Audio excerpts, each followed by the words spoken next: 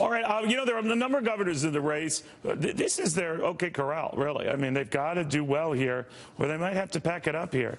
Who will have to do the packing? Let's ask Ashley Pratt, Sean Noble. Ashley, what do you think? Well, I think right now, Go ahead, the new polling that is coming out of CNN and WMUR here in New Hampshire shows that, honestly, Governor Kasich is the one who's rising. And at first, it seemed to be Chris Christie. But both have visited the Granite State over 180 times, which really shows that they are staking it all here in New Hampshire. Now, the interesting thing is, as you're talking about Governor Bush, we've honestly seen not much excitement at the campaign events we've been covering for him. You know, yesterday he was asking audience members for applause, which went viral on social media.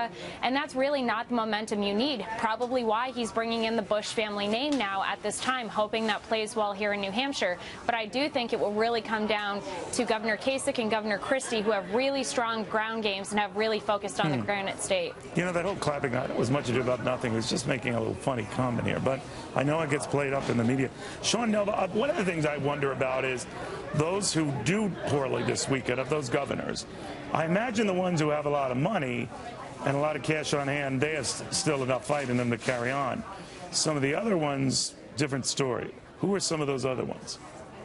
Well, I think that Chris Christie and John Kasich, this is their last stand, without any question. And frankly, if Jeb Bush doesn't come within, in second or third, there's really no reason for him to stay into that. I mean, he's losing his whole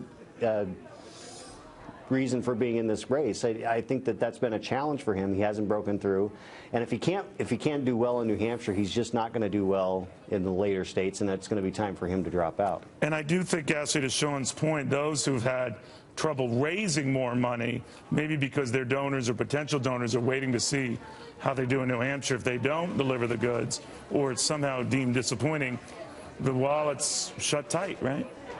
Definitely, and I think the one encouraging thing for Jeb and his campaign is the fact that they do have a significant war chest, but they have burned through cash.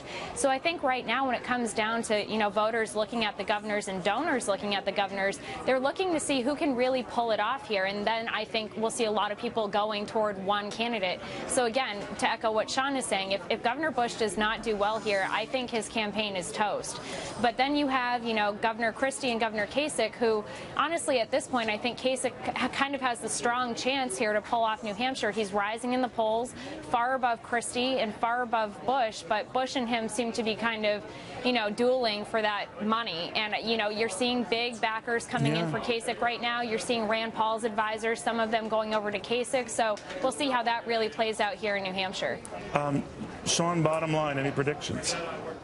Well, I think this is Trump's to lose again, and we'll probably see either Cruz or Rubio come in second.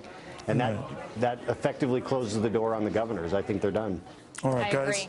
I want to thank you both very, very much. We'll see what happens. Just remember, polls can be wrong. And they were wrong in a lot of senses with what was going on in Iowa.